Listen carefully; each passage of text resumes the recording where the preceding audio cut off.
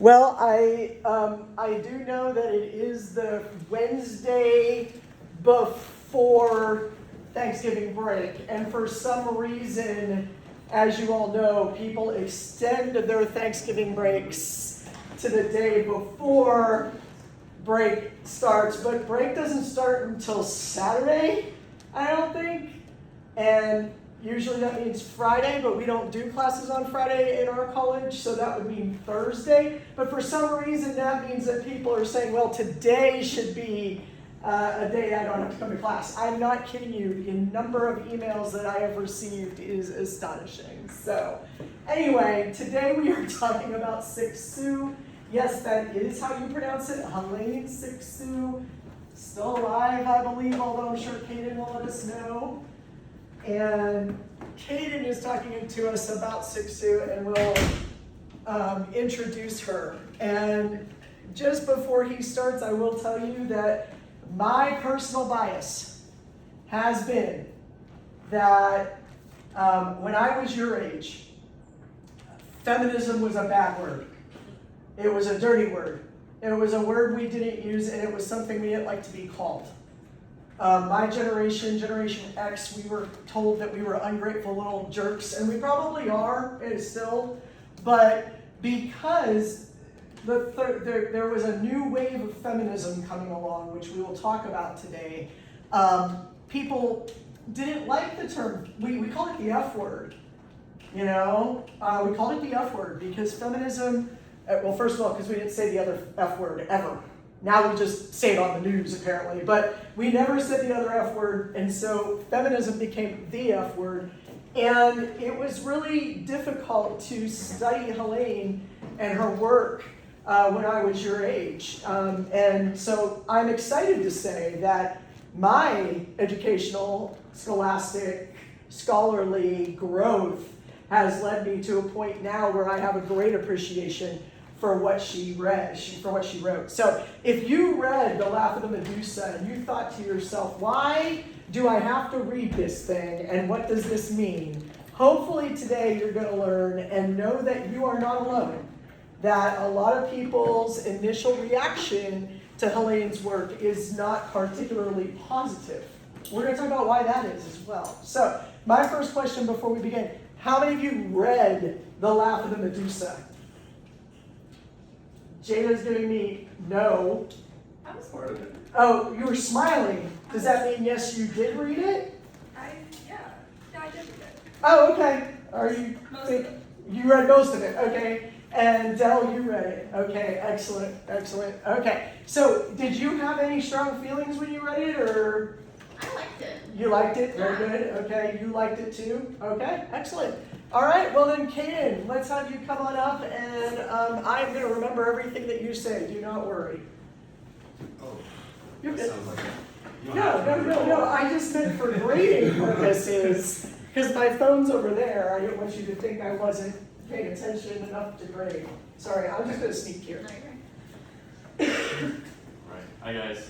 All right, one more time, how do I pronounce it? Cixous? Cixous. Very good. Okay. Yes. So I'm talking about Cixous. She is still alive, actually. She was born in 1937 in Algeria. She's 88 years old right now. And still kicking. She's still doing things in her life. She was a writer, a playwright, and a literary critic. As a writer, she wrote over 70, not just books, but they were hold on, I wrote it down. Plays, novels, and essays about a number of different things. It wasn't all just one thing. I thought some interesting things she did was she helped create the University of Paris, the 8th. I don't know how many they have. And specifically, the Center for Women's Studies, which was the very first one in Europe. So I think that was pretty cool. And to this day, she still teaches there. And then she actually is a visiting professor at Cornell here in the U.S., which I think is interesting. She wrote a lot about reconstructing ideas. Like her book about Medusa was, instead of Medusa being this ugly monster, it was more embedded into her stone. She took that down and rebuilt a new idea that was kind of women empowerment, pretty much. And I thought that was interesting because you don't think that when you think Medusa. Because of her work, she has lots of degrees, honorary degrees from Georgetown, Queen's University, and so many more. And that's about all I got. All right. That's good. Thank you. Excellent. So she's still kicking, as you said, and I love that because she ultimately, in my world, became sort of a kick-ass figure, literally. Think about this, she was born in 1937. So I was born in 74. She is 41 years old. Nope, I can't math. 37 years older than me, roughly. That's a lot. I mean, you all are within closer striking distance to me than I am to Cixous, if that gives you any idea at all. So she's been around, she's seen a few things. If you think about it, 1937, in the world, remember, she's not American. In the world, women's rights were not something that was talked about, let alone, I mean, I just heard somebody criticizing, what's his name, MBD, the Crown Prince of Saudi Arabia, about how they treat their women in Saudi Arabia, which it's not great. Like, let's be honest about it. It's not great. It's not like feminism took hold of the whole world the way that it took hold in the United States or in Europe. And in Europe, they actually made faster advances for women's rights than we did here in the States. If you go and follow it, it's a little interesting, but you know what? They're close enough that at this point, we're probably like, well, it just looked like one big wave of feminism all at the same time. It did not hit other countries. It did not hit all of Africa. It did not hit the Middle East. It did not hit China, Japan, Russia. So I want us to make sure that we understand that Medusa, yes, sure. That Cixous is not just an American feminist. She's not just someone who influenced the United States. She's someone who worldwide influenced the feminist movement. Now, we're going to have to, unfortunately, do a little bit of history here. I know you love when I teach you history. But don't worry, it'll be short, quick, and dirty, I promise. Generally speaking, people break feminism as an idea into three waves. Now, the first thing you need to know is that feminism is a critical perspective, right? It is critical theory. It is saying, how is it that women have been oppressed through language and social structures while the patriarchy has been upheld? Do we all know what the patriarchy is, or do I need to define that for you? And I'm willing to. Yes? The patriarchy is the idea that white males,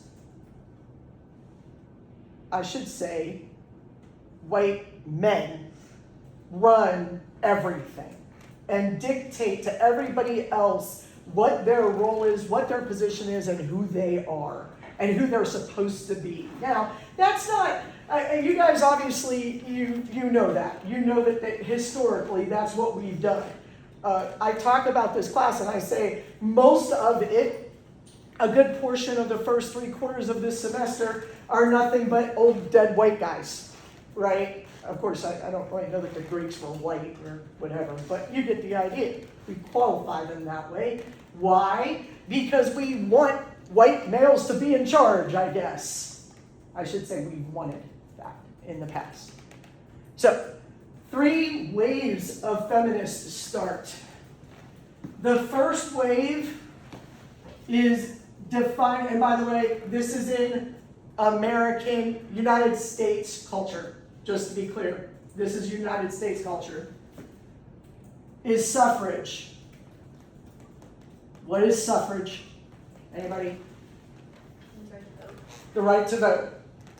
So when we talk about suffrage, which is, by the way, the weirdest way to say, like, it makes no sense, right, Jason? Like, every time people are like, I 100% support women's suffrage. It doesn't sound right. It sounds like I'm saying something very, very wrong when I say that, but I'm not. What I'm saying is I support women's right to vote, okay? It was just the name of the movement. Literally, first wave. Basic human, in our mind, right. The right to vote. Now, in the United States of America, that is the first premier right that women needed to have. And does anybody know when we got the right to vote? I say we because I'm a woman. When we got the right to vote, come on, Del, you can stretch it from the last class. Is it okay? I don't know. Don't we have the 60s? Oh man, no, but I like that, but no. Actually, no, it's earlier. Yeah. 1920. Did you look it up? Yeah. Very good. Really? There's And no way. it's the 21st Amendment, am I correct? There's no way I'm so Yeah, proud. I just exited. I think it's the 21st Amendment in 1920. Like we were talking about this in Polycom. Ratification of the 19th. Oh, I'm sorry, the 19th Amendment in 1920. This is all, it gets very, numbers are bad, okay? Numbers are evil. Anyway, so in 1920, women get the right to vote. Now that might sound like a really, really long time ago for you. Where were you 5 years ago? In Miami. In Miami? Did anybody pay attention to the fact that we were celebrating 100 years of women's right to vote in 2020? No, We were all focused on the pandemic. We were focused on the pandemic, and certainly the right to vote became very, very much in the background, right? But think about that. In 2020 was the 100-year mark of our right to vote. When did the credit cards happen? 1974, so I was about to get there. I was like thinking about that. Let's look at the second wave of feminism, which was women's quote-unquote rights. Okay, that sounds very generic, doesn't it? But we start out with the one first right to vote. So then we're looking at equality. So the second wave, I'm going to call it equality. Is it equality or equity? It's equality, right? Yeah. Let's go with equality as the name of the second wave. And you know what? If you read different historians in feminist and women's studies literature, you're going to find different names for these, but they're all the same in what it is that they're addressing. So first we get the right to vote. Yay! Then we have to start working on equality. In other words, if women have the right to vote and say what's going on in their country, then they should also have the right to do other things that men do. Let me give you what some of those rights are. Buy their own vehicle. Buy their own home. Get a credit card.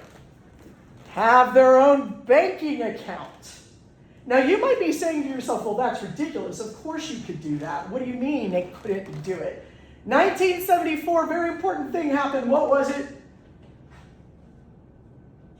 I was born, that's right, very good. I was born in 1974, dead smack in the middle of it. And in 1974, what do I mean? We got the right to buy our own cars, the right to buy a house, the right to have a credit card and a bank account. What I mean is, Financial independence. yes, because, literally financial independence, because you no longer needed a man to sign off on those things. My mother bought her first car. She had to have her father sign off on her permission to buy this vehicle. She was working in a bank. She had an associate's degree in business. What if there was no man in your family? Oh, that was trouble. That was trouble. You're screwed. You were in trouble. Number one, here's the real kicker for you. My family is very tribal still. It was. What do I mean by tribal? I mean, my family was extremely traditional in its nuclear sort of hierarchy. My grandfather died in 1995. My paternal grandfather died in 1995. When he died, who became the patriarch of the family? It was not my mother's father, even though he was still alive, because that's not the way patriarchy works. Patriarchy works that if you have the daughter, you are not in charge. So the person that became the patriarch of the family was my father, because he was the oldest of my grandfather's two sons. So he became the patriarch. Now, Look, I'm not trying to say that we ran this like some sort of military weird tribe thing. Obviously, I went to college and everything. My point is, though, that this actually was kind of the way it was set up. If we wanted to do something, we asked permission to do it. All right? So, my grandmother should have been the matriarch, and my dad was the patriarch, right? Well, Dad dies in 2005, and 30 hours later, Grandma dies. Who becomes the patriarch of the family? Well, one might think, well, that would be my Uncle Bob, my grandparents' second son. But second sons don't count in a tribal patriarchy, everybody. Just to be clear, I just want you to understand that this is a very real thing. So who became the patriarch? My father's oldest son, who happens to be younger than me, my brother. So when we were making funeral arrangements, and this just happened. It just happens. You don't even realize it's happening at the time, unless you're me and you have way too many degrees under your belt. Because by 2005, I was almost done with my PhD. So I was sitting there going, I don't believe I'm watching this happen, but I'm not, I don't want to die on this hill, right? I live in Missouri, at the time Minnesota. I don't need these people. I don't need to give them a criticism, a feminist critique of what they're doing. But every decision that was made for my dad's funeral, my grandmother's funeral, we turned to my brother. Correct? Is this right? What do you think, John? I went down to see my father's dead body. And by the way, I've seen a lot of dead bodies, so that part wasn't traumatic for me.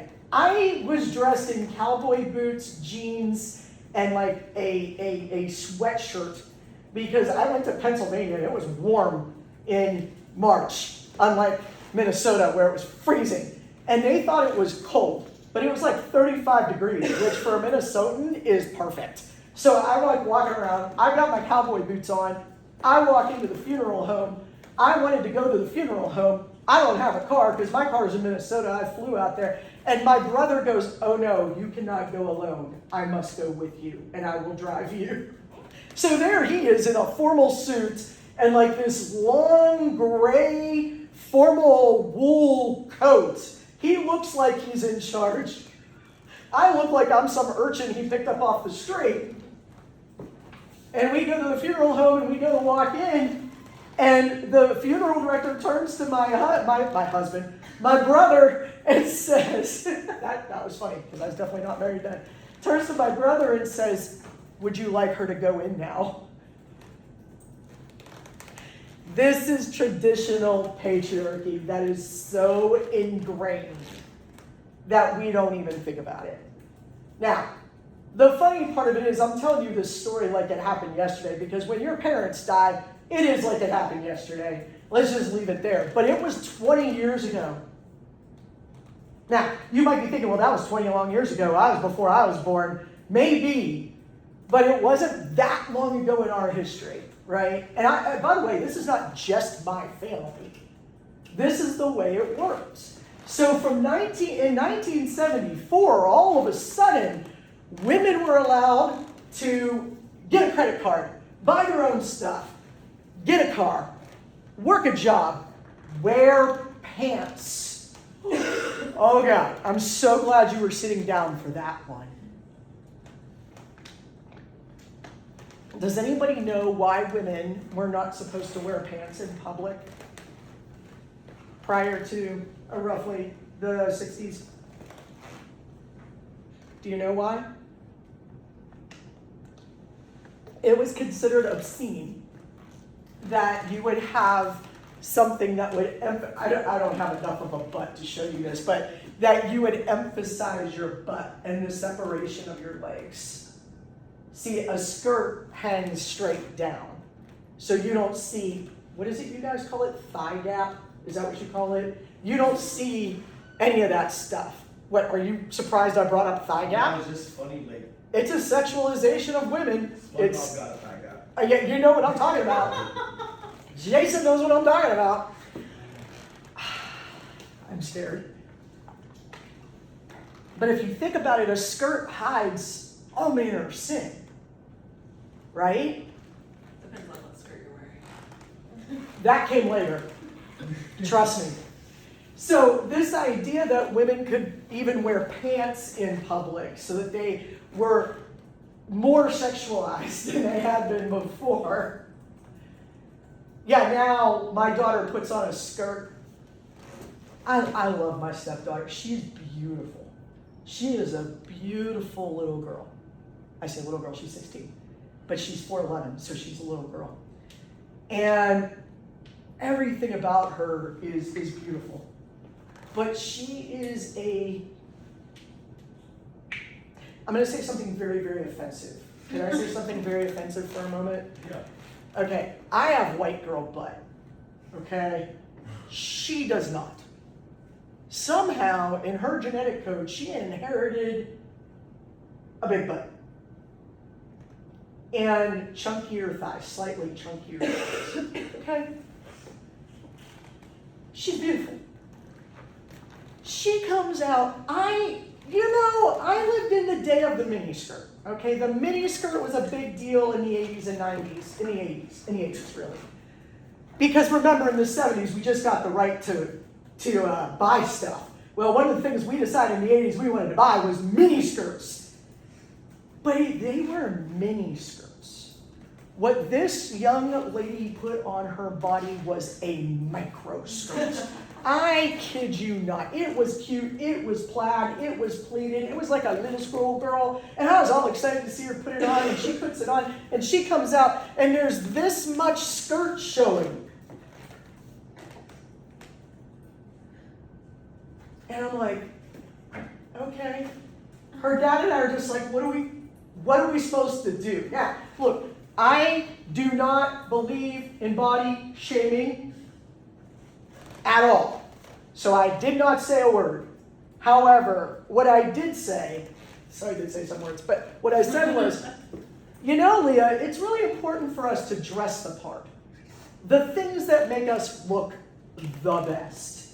If you would pull that skirt down just an inch and a half, it would be perfect. That's it. Not, girl, your butt is big and your thighs are chunky. You should not be wearing that skirt. No. I said, you know what? This would look even more perfect if you just pulled that skirt down just an inch and a half. Because seeing somebody's butt cheeks is very distracting. I don't know if you've noticed that, but it's called plumber's butt, right? When it goes down from the top. This is from the bottom up. It's about being appropriate. Now, does she have the right to wear that dress? No, because she's 16. However, in 2 years, whatever. But we let her choose her style and be her. And we want her to be proud of who she is. This is very different from when I was younger. I was playing cops and robbers with my brother. That was legal back then. We were playing cops and robbers with the neighborhood. We had bikes. We were out in the street until the lights came on. That, by the way, that myth is true. That is not a lie. And so we're riding, and we traded bikes. And my brother got on my 10-speed, and I got on his dirt bike. And you want to know one of the biggest difference between a girl's 10-speed bike and a boy's dirt bike? The brakes for a girl's 10-speed bike are where? On the handles. Where are the brakes for a boy's dirt bike? Is it the pedals? You pedal backwards. Well, yeah, with the pegs and stuff. So me forgetting that I was on a dirt bike and not on my 10-speed, I tried to pedal backwards and flipped straight over and landed right here on the street. It was painful. It was brutal. That's why my one tooth is dead, by the way, in case you're ever curious. Yeah. So I get up and I clean myself off because I was a tomboy, okay? And I've got black gums and blood everywhere, and I'm standing there outside, and my dad is sitting on the front porch smoking a cigarette. And he looks up at me and he goes, you know, if you were a boy, you would have made one hell of a fullback. I was 13 years old. You want to know what a 13-year-old girl does not need to hear? That she looks like a fullback on a football team. I was heavily built back then, as I am now. But I mean, I was built, like muscle built. But still, the way we talk to our children actually has changed significantly over the past 40 years because of this aim for equality. Okay? Now, we could talk about equality in pay, which, by the way, we still don't have. What is it? Women still only make like 78 cents on the dollar compared to men, something like that? Huh? I think it's 75. Is it 75? It's changed over time. It used to be less. So I'm hoping it's gone up to like the 80s. Oh, it's 81. 81. It's 81. Look at me. I'm hoping it went up to like the 80s. 81. I'll take it. Good call. All right. Very good. However, progress is slow because that's 1 cent for every, 7 years over the past decade, or past several decades. So aiming for equality is not just about the material. It's also about the way that we talk about and treat other genders, right? Now, right now, you guys are actually in a different revolution. You're in a revolution of trying to get equality for transgender and LGBTQIA individuals. This is the same position. And by the way, I'm really hoping we don't go backwards and keep taking away more rights from women, because that's going to push everything backwards. And there was a time when you didn't say gay in the classroom or homosexual in the classroom. Wasn't or there like a thing called eight. like, don't say gay? Don't say gay. Yeah. That was a huge thing for a while. Don't ask, don't tell in the military. Thank you, Bill Clinton. All of these things are indicators of what's going on in the social zeitgeist that upholds the patriarchy and oppresses women. Does this make sense to you? So this second wave, we're talking Murphy Brown, Mary Tyler Moore. You never heard of these people? There were TV shows that were based on women working jobs. These were considered situational comedies. Okay? Now, some people might say, well, that's a little demeaning. Yes, but there are steps to getting to equality, isn't there? Aren't there? Wow, which tense am I supposed to be using? I don't know. Okay, aren't there steps that you have to take? Back in the 1960s, we were burning bras. Now I watch a commercial with women just whipping them out wherever they want to, talking about support, being over. My ads are targeted. Are you a woman over 40 who is large-breasted? You might need this Wonder Bra. Really? Do I? Thank you for putting that on television. Right? But that's the equality. Now, men don't need bras advertised on television. However, and this might surprise you, there was a time when jock straps were advertised on television. Sports cups. Protect your junk. It was actually a really good ad. Because young men were not learning to protect themselves when they played sports. Don't give that look. You gotta do it. Yeah, but like those commercials. Oh, is it any worse than the tampon commercials? The douche commercials? What? No, I said douche, it's a word. no, I just. It's actually French and it means soap or clean. I've just never seen those commercials. Yes, well, they did exist. They did it. This is my point. They did exist. So we take steps towards, quote, equality. And what equality means for people is very different too, right? Second wave feminism was about women in the workplace, women being able, well, Murphy Brown did a really crazy thing. her character, the character's name is Murphy Brown. The actress's name is Candice Bergen, who's amazing. Anyway, Murphy Brown had a baby out of wedlock because she wanted a child and she didn't want to marry because her career came first. And so she had a baby. I don't remember how they got her pregnant.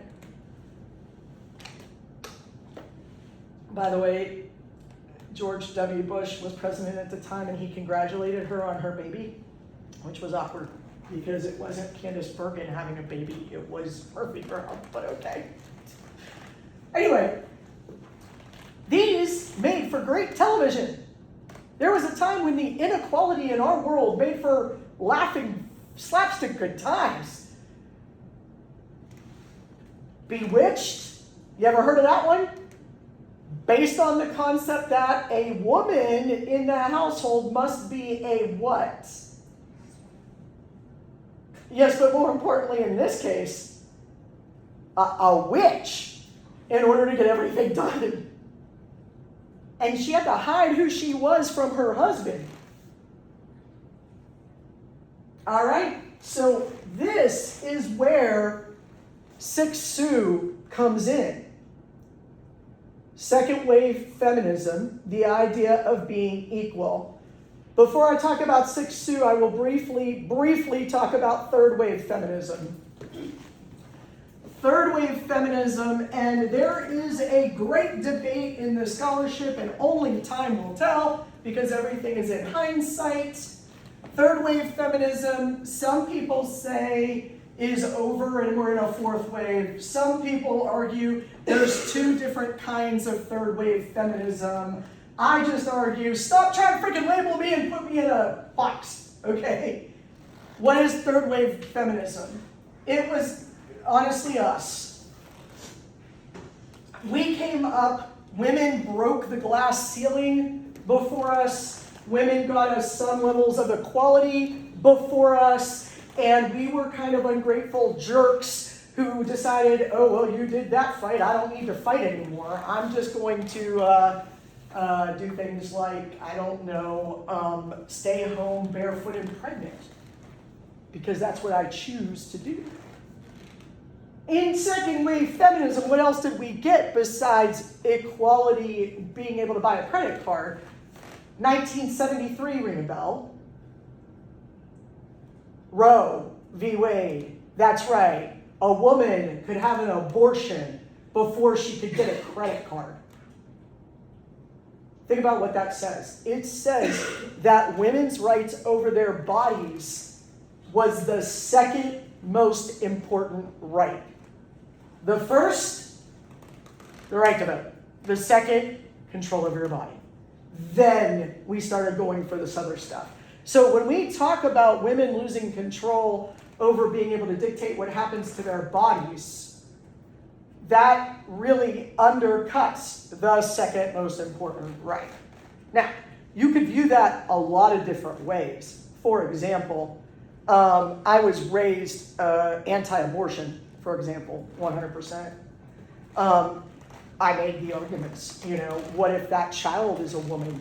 Doesn't she have rights to live and things like that? I made all those stupid, ridiculous arguments in my opinion. However, they're valid opinions in some ways, right? If you believe that a life starts at conception, as Catholics used to, I think we still do, I don't know, I'm not following it anymore. If you believe that life begins at conception, then that is a baby in there and you are committing murder, okay? From that perspective, from a biological perspective, there's no way that baby can live outside of the womb without the mother. So does that make it a life? Probably not, right? So it's all about which perspective you come from. So that equality debate that started with nothing more than the idea, it's not about abortion or no abortion, guys. I want to make this clear. That, we called it the pro-life, pro-abortion thing.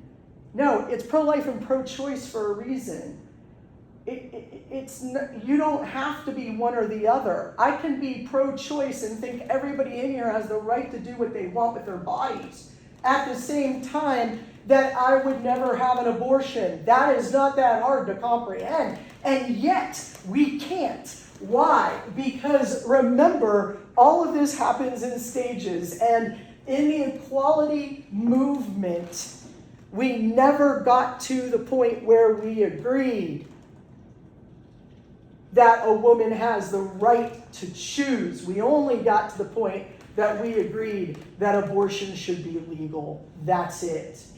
Do you understand the difference I'm making here? Why is that important? Because the third wave came along and we kind of went, you know what, we're good.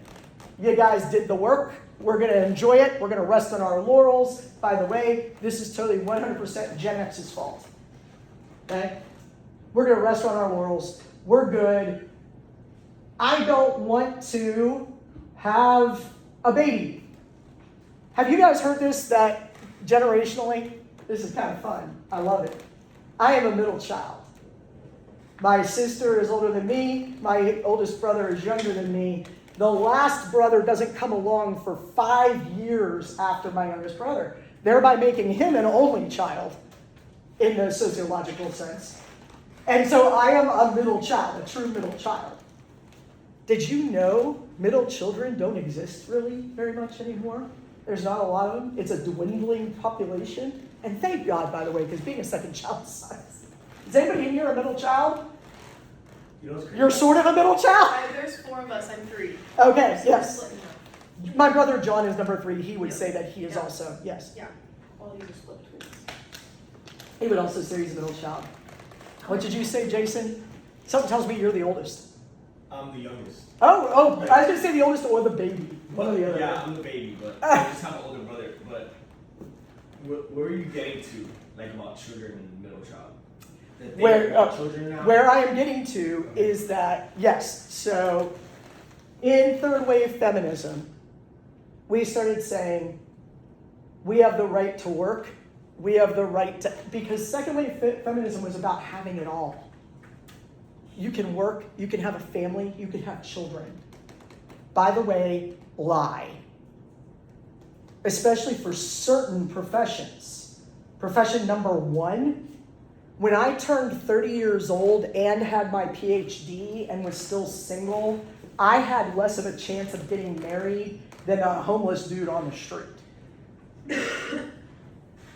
Being tenured and having babies is very difficult because of the amount, my babysitter, I'll go real off track here for a second. I will segue, I promise. My babysitter when I was a kid, Nancy, who, by the way, John, the patriarch of the family, had a real crush on. Anyway, Nancy, prom queen, she was horribly beautiful, still is. Nancy went off, got her degrees in engineering, and decided to go get her PhD. She was married. She ended up divorced. She remarried to a guy who was working on his PhD. They ended up divorced. Why? Because your job became your mistress. And people felt that women could not have a job and children because the job would keep them from doing the thing they're supposed to be doing, which is raising the children, right?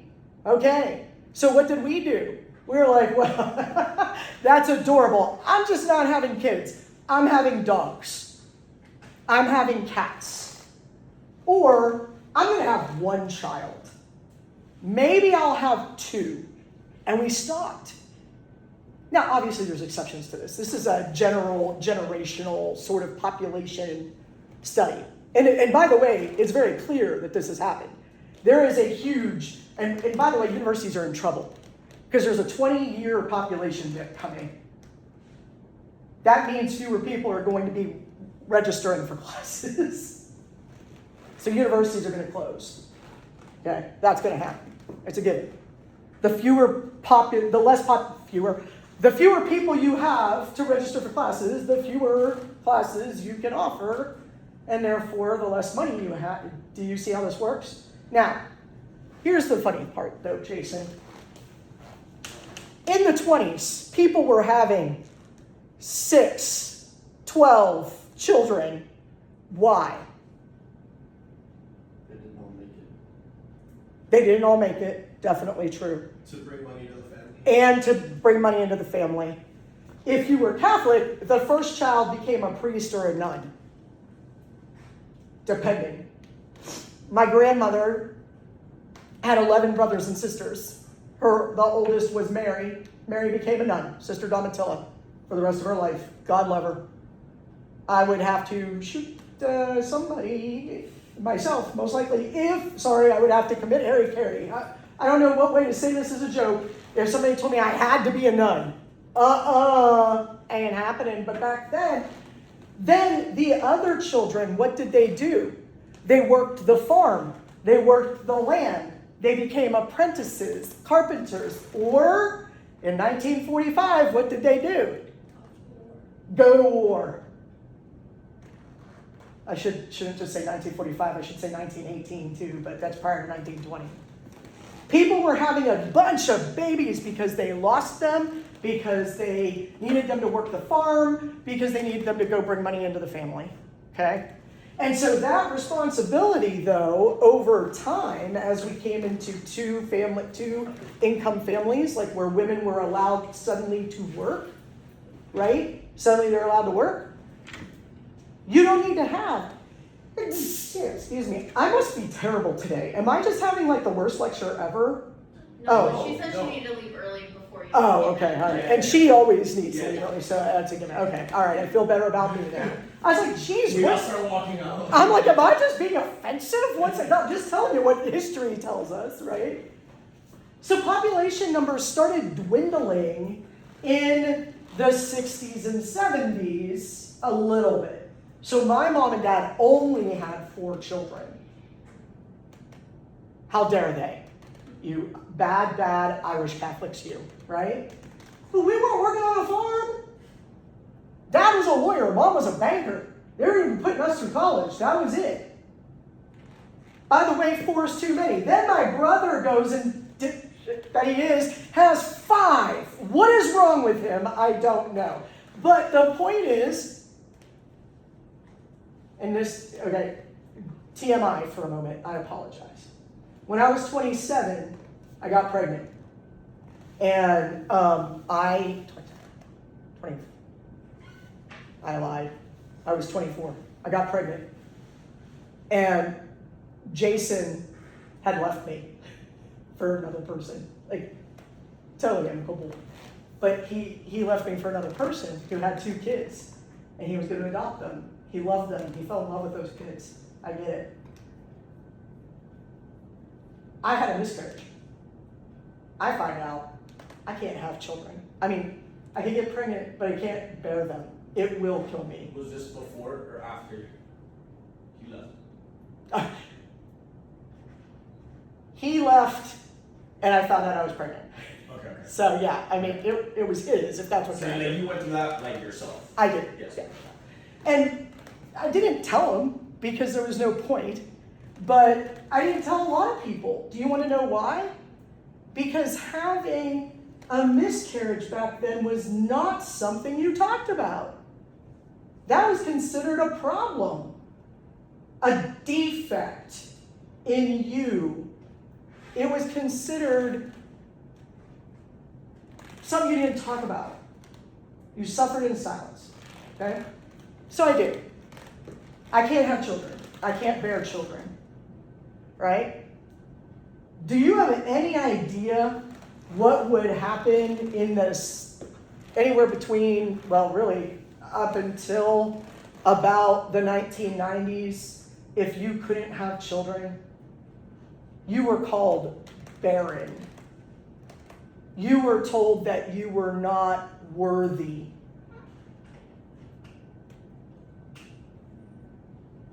You are defective. Think of the term miscarriage.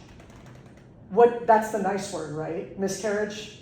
On my medical record, it says spontaneous abortion, because that's what it actually is. Because to abort means to stop something in the process of, right? So that's what an abortion is. You stop it in the process of. Spontaneously, my body did that. So they call it a spontaneous abortion. That's how it's listed on my medical record. Okay? Please don't turn So me they- in and get wait, me arrested. Wait, so they consider it an abortion instead of a miscarriage on the actual like record? Well, that's because that's what it is. It's an abortion. I don't like that. I'm sorry. No, like I just think it's like because then in situations like what we're living through, like right now, it's like, oh my god, you got an abortion. That's exactly right, Yeah. which is why when they started making those laws that said if you had an abortion, you're going to be convicted of murder. Whether it's by choice or not. And guess what? There's no statute of limitations on murder. What are you going to do? Go back to my records from 1998 and put me in jail for an abortion I couldn't control? Yeah, that's you're getting it, Jason. It's just crazy. Yes, it is. It is crazy. Yes, It was also considered illegal if the doctor has to do it to save your life.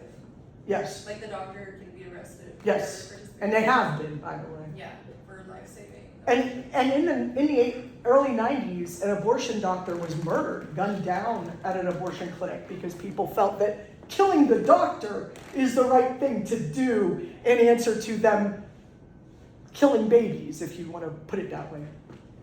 It's always been an abortion. Always. We just started labeling it differently. It's been a battle to control women. Yes, it is. It's the patriarchy controlling women with language, also known from Foucault as a discursive formation. That's right, discursive formation. Good job, you got it. Do you see how this all relates? Because critical theory looks at how language does this. Now let's take the word, before we get to Jada, miscarriage. If you say I had a miscarriage, what does that say? Do the critical theory yourself. Think. Like if I had to define it, Yeah, what does it mean to say, I had a miscarriage? you miscarried. I miscarried. Yeah. Okay, yes. That's like how Carry for, continue. you You Did were it- pregnant and then the unborn fetus died. Correct? All correct? I'm going to need you all to think a little bit deeper. This is my job right here. Well, I would assume a carriage. Yes. Kid carriage. What's a carriage? Oh, a kid carriage. Yes. So my body is a kid carriage. Oh, great. Fantastic. I am a carriage. I carry stuff. You carried it wrong. I did it wrong. Oh, yeah. You guys are like between laughing and crying right now, and I don't really know which one you're going to go with. I'm like so bothered, but so interested. Like so. It's fascinating, isn't it? This is what I get to do for a living. Isn't it awesome? It also makes being married to me really sucky. You said that I miscarried. I am not a carriage that messed up. But do you see, what I mean by this is not, if you've ever used the word miscarriage, that's offensive. What I'm trying to say is that think about what that says about women who do, in fact, have a spontaneous abortion. What's that say? You might think, dude, Ash, what are you doing? Spontaneous abortion is so much worse than miscarriage. But is it? Because a spontaneous abortion says my body stopped a process spontaneously that has nothing to do with me. Does this make sense to you? And that is why people are trying to bring back words like abortion as opposed to miscarriage, right? Now, let me be clear. This is where we get into that. I told you there's a debate. Are we in a fourth wave where that's the discussion that we have? Or are we in a different part of the third wave? Because there's still people in the third wave who believe that all the third wave is about is choice. I choose not to have children. I choose to have children. I choose to be in a traditional marriage. I choose not to be in a traditional marriage. I choose to live with a partner. I choose not to sign a piece of paper. I choose to be, well, you can't choose to be gay, but you can choose whether or not you marry that partner or not, right? Oh yeah, I'm sorry. Is there anybody in here who believes that gayness is a choice? I should ask that before I. Is what? Gayness is a choice. Sexuality is a choice. Anybody? For bisexual people. Yeah. But their only choice is which one am I going home with? Not That's true. not that I want to be bisexual, right? Yeah. Okay. Although I do question that sometimes. Like, I mean, really, does your body not say one or the other? No, it doesn't. Actually, I get it. That was good. I never thought of it that way, but it took me a second. Well, being bisexual is a choice. What? Oh, in that you have a choice. Yes, that is true.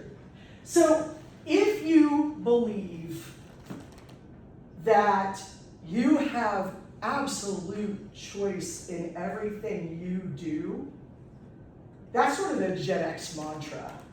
Well, I don't want to have kids. You're going to have grand puppies, right? Or and by the way, I always wanted kids, but my statement was always the same. If I had a child, I would adopt one. So for every child I had, I would adopt one. Well, guess what? It turns out I can't have them. But I adopted one, a boy that was born in 2001 by Jason and the woman he left me for. And now he's my son. So, creepy? Maybe. Love story? In some people's minds. Absolutely psychotic to a lot of others. Go ahead. Is this where the saying, like, my body, my choice, is this when this emerged, that emerged? My body, my choice is definitely late third wave.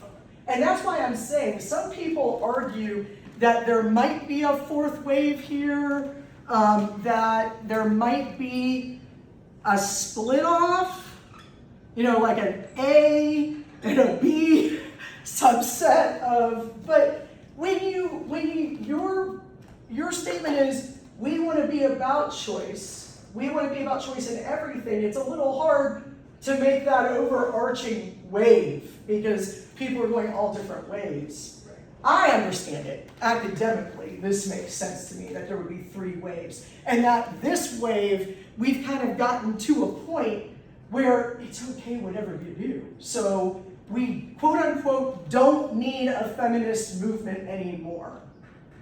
But we know that's not true. And you want to know how we know that's not true?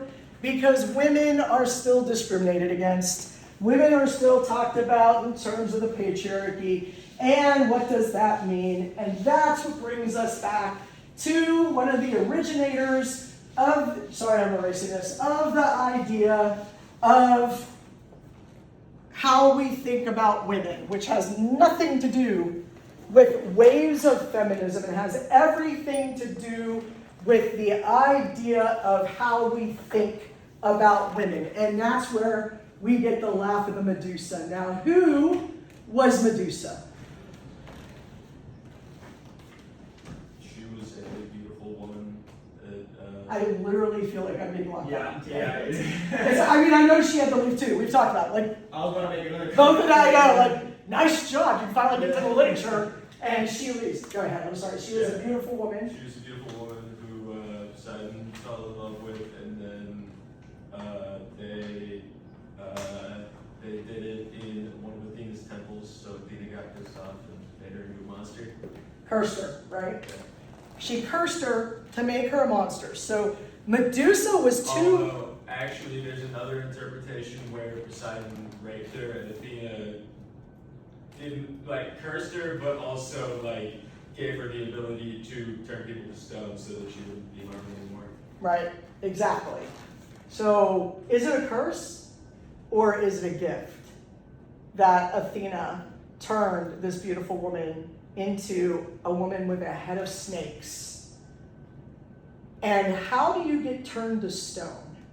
What do you have to do? Look into her eyes. You have to look into her eyes. I think there are other interpretations where it's just Look at her. face, and Yeah. it's just she's so ugly. that- If you look at her directly, Yeah, if you look at her reflection, you're fine. All right, so let's talk about that, because this is what Cixous talks about, I hope, in the piece you read. If not, this is going to be supplemental. Florence Pugh stars in a new Medusa. Yep. Which makes sense, because she's always naked in her movies. So let me ask you this question. Think about this for 1 second, and think hard. What does it mean that Medusa turned you to stone? It's gotta be some like deeper meaning than what we're doing. Or not?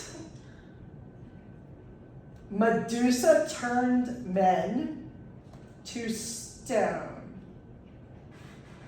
Uh-huh. Uh-huh. Del got it. I think I got it too, but. Go ahead. No, I don't want to. No one wants to say it. No, you can say it. She made them hard. Hard, correct. Exactly. Yeah. The idea that she made them so, Excited. yes, Excited is the word. excited that they turned to stone. They were overtaken by their desire. Think about it that way. Now, we don't have to go that far. I'm not really sure that that's what the great epic poet meant. Which one was it? Was it Ovid, or I don't remember who wrote that one. I doubt that's what the epic poet meant. But you can really take this really far if you want to. Because think about it.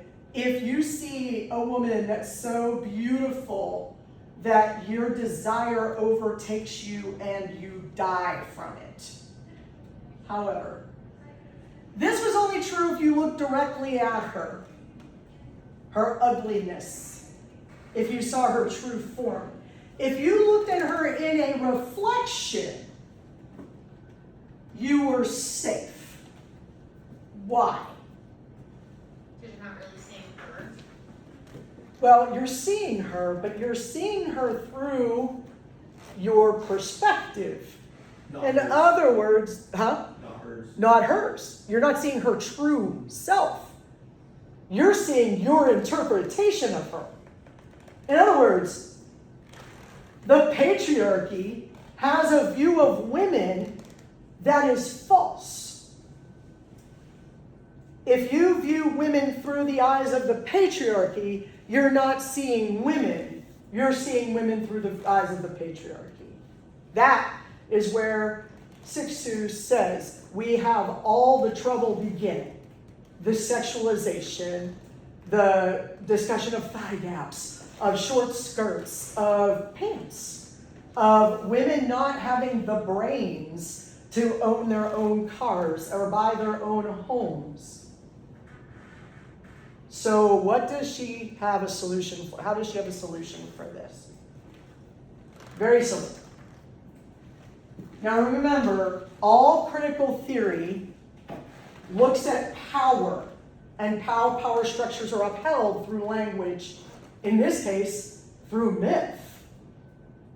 Right? All power structures are upheld through language, and in this case, myth, song, by the way, poems, movies, you name it, it's upheld. Critical theorists say their goal is emancipation.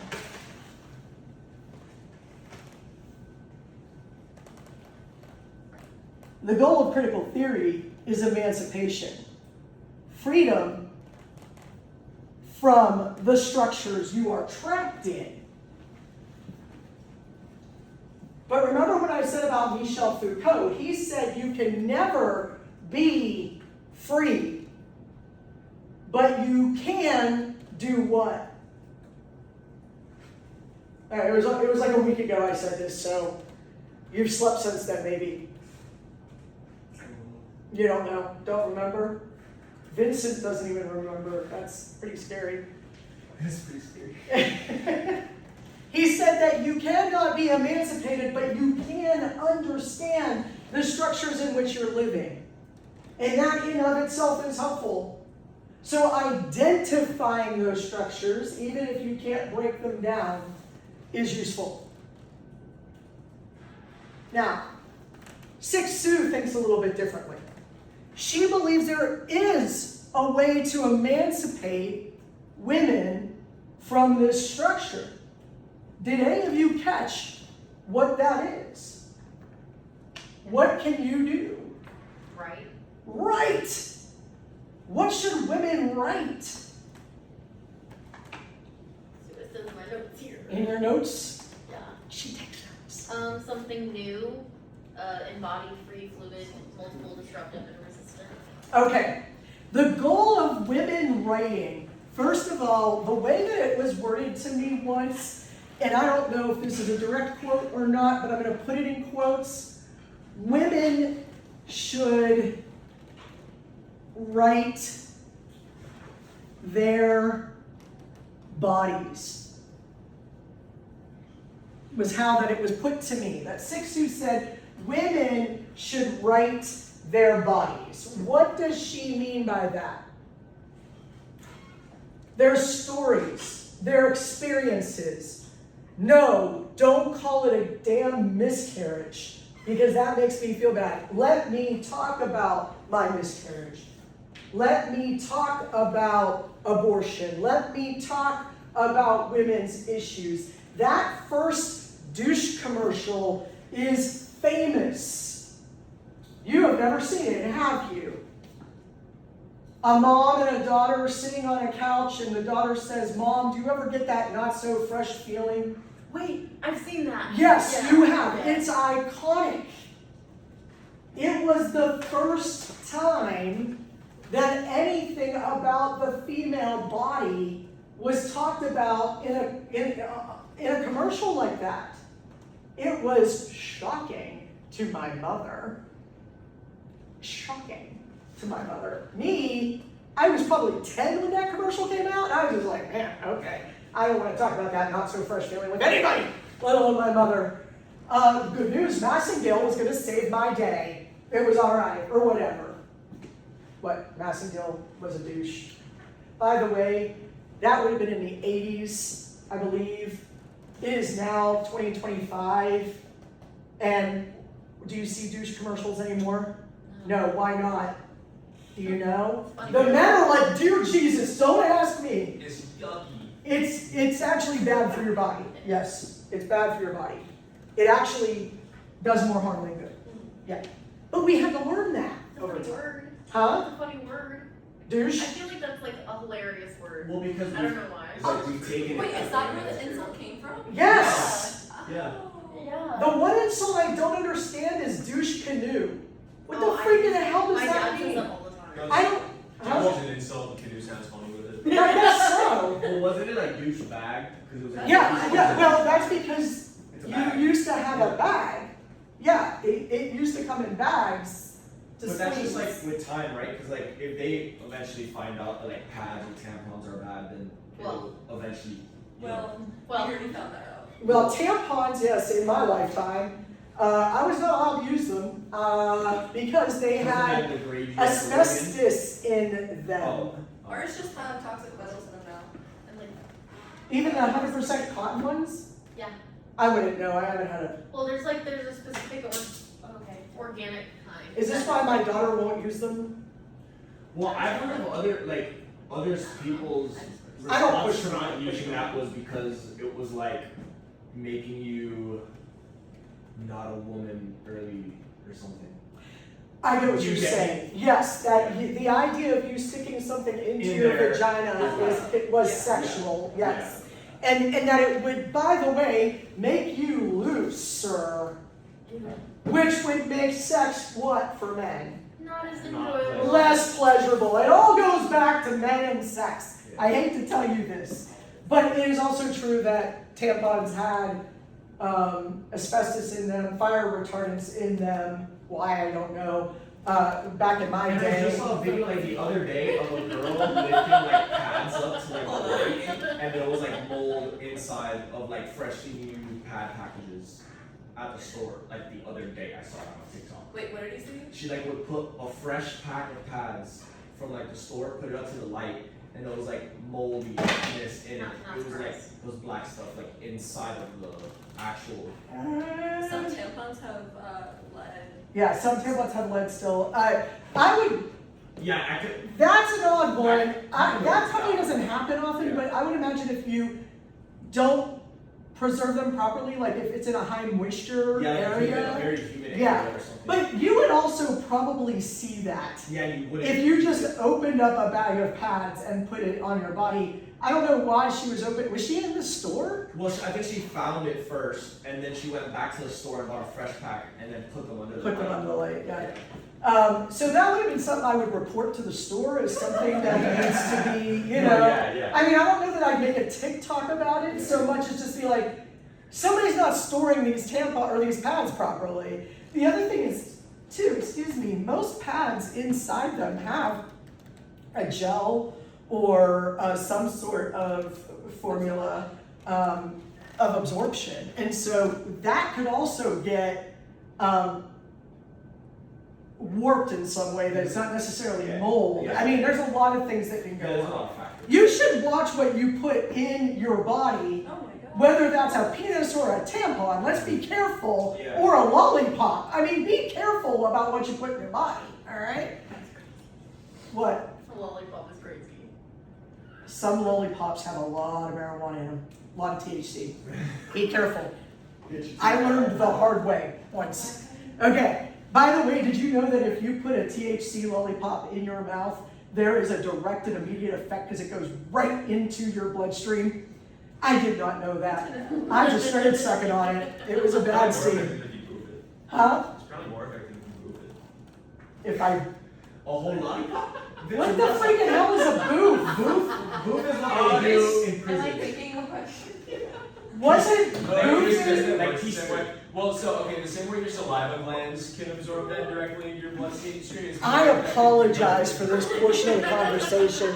I'm gonna try to talk over it. You don't want to hear it. Guys, jeez. Yeah, I'm pretty sure boofing is just like a different prison word for keister. Well, Yeah. what's funny about that is that you guys apparently don't remember Brett Kavanaugh, one of our Supreme Court justices, talking about boofing when he was in college, and he said that it meant to toot.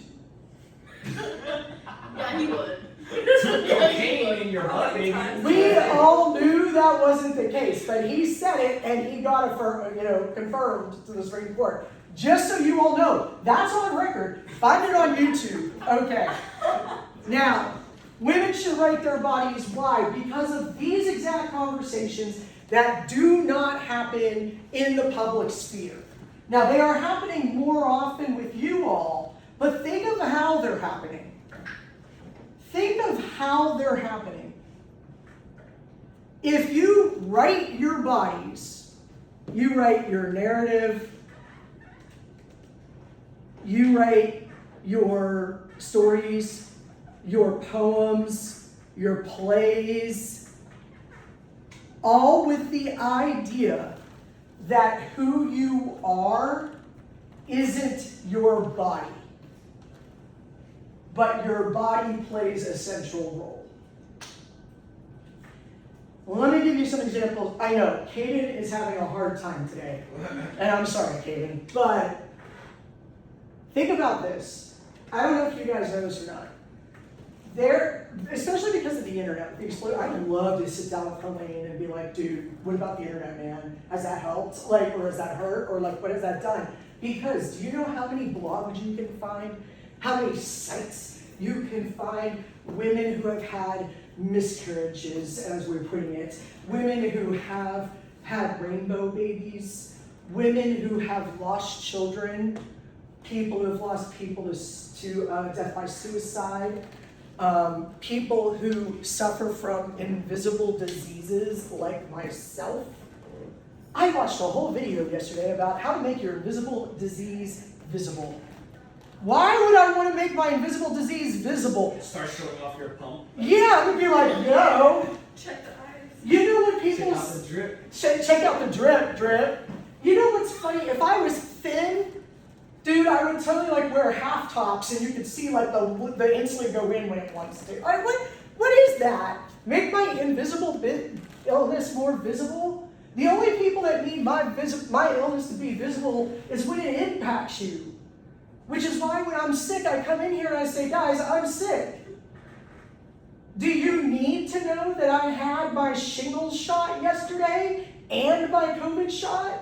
And they told me I will be sick for the next 2 to 3 days? Sure, I could tell you that, but I feel fine. So why would I tell you that? But it's invisible. You don't see the Band-Aid, do you? There's a Band-Aid right here, but you don't see it. Why would I want to make my... What's the matter? You feel fine after the shingles shot? Yeah, it was my second, too. You're supposed to, it's supposed to guarantee to make you sick. Dude, I haven't gotten a shot. I don't even know how long. Here's, shocked. here's the problem is that I'm shocked too, but you have to remember that I'm on so many I have autoimmune disorders and then I'm on medications for autoimmune disorders. We never know what a vaccine's gonna do. Yeah. For all I know, hydroxychloroquine is solving my shingles problem right now. I mean, who The knows? shingles My shot last put me shot down was for like 3 days. The shingles shot put my husband down. Yeah. The second one, not the first one, because you get 2. The second one did him in, and he never gets done in. Me, I'm like, oh, I'm fine, I'm driving to work. Now you watch. I'll go into our second class here at 2 o'clock, and I'll be like, guys, I'm dead. I'm going home. Yeah. No, seriously, the point is we are starting to write our stories, our narratives, our poems, our songs. That's why. Are you ready? Are you ready? Yeah. Let's get going. That is why the word feminism, which I argued all my life was a horrible word because it's not about equality, it was about putting women above men. This is why it doesn't do that. Because we know everything we need to know about men. You get turned to stone when you get turned on. We know. We know. We know. We know that you need to have a prostate exam. People hang ball sacks from the back of their truck. We know. What gets hung from the back of a truck for a female? Nothing. Mud flaps, everybody. What? What's that? What's a mud flap? Don't all cars have mud flaps? No, not anymore. Big trucks still have them though. Oh, I know what you're talking about. Mud flaps are the piece of black rubber that hangs down behind a wheel or a tire or a set of tires to catch mud as it comes off of the wheel. Those mud flaps, one of them, I don't know if I'm gonna be able to draw this. I don't think I'm gonna be able to draw No, this. what? No, yeah, but like, why women? Yeah. Oh my God. You guys have seen this. I know you have.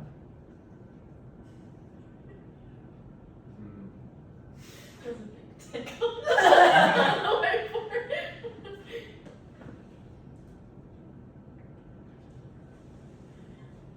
Chicken wing. A horse. Dragon. A snake. I'm not doing very well. Is that a laying down woman? Yes. Oh yes, I know what you're Oh talking wait, about. actually? Yeah. Yeah. Where like they have like the stickers on the back of their car, and Oh, like the hair yeah. is like laying back. This is beautiful. This is a work of I don't know where their arms are. They're like behind her. That's like Behind her. Yeah, like where like you you're like on the put your side of the hands on neck. the ground. These proportions are insane. Her boobs are bigger than her head. Have you guys ever seen? Alright, patriarchy. Okay. You're so chatty today. Have you guys never seen these? No, I think I've seen them on dudes' trucks Yeah. more than women trucks. No, that's what I mean. Oh yeah, But the represent, I don't know what I'm doing anymore. I've given up. You get the idea. yeah. It looks like a fetus. That is really bad. Wait, look at the picture. Look at the picture. That's pretty Look at the solid. picture. Okay, thank you. Can you show that to everybody, please? That's what I'm trying. Should put hair. We would have known. Hair is right there. You know, it's the arms. No, the arm is right there. That's We see the vision. There we go. Oh my gosh, it's the woman mud flap. But I didn't know that was a Now I can mud. see Like that, still don't that know was what we're a talking mud about. flap girl. Like what? That is a mud flap girl. All the trucks would put them on their mud flaps so that everybody driving by them would see them. And then people started putting them up on their windows. And when mud flaps went out, they started going on windows, on the backs of cars. Yeah. That is how we do. Sorry guys, Kaden showed us the picture of the mud flap girl. That is how they show women. So, like, They women- show men with their ugly freaking ball sack hanging down at the bottom of a truck. Just think about that one image and how pervasive it is and what it says. Men could be ugly as a ball sack, but women better look like the perfect, 36, 24, 36 The bottom. waist. Huh? The sizes? Yeah. I don't know. And it's like 30, maybe it's 34, 24, 36, something like that. 24. 24 inch waist. Yeah. It's It was like size considered, zero. that is considered the ideal body right there, because that's mine.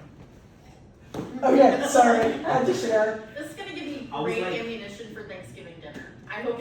Oh, God. This is awesome. Yeah, Yeah. you will have a fun Thanksgiving dinner. You might not want to mention my name when you explain that I did this in the classroom today and that I taught you. The word abortion is not a bad word, We learned and a lot today. My dad's calling me after Polycom, so oh, is he? yeah. Is he gonna talk to me? That would be really funny. It would be. He doesn't know I speak You English, learned so- stuff today, Jason? Yeah, it was actually one of the. It was a very interesting lecture today. I'm glad to hear it. Yeah, See what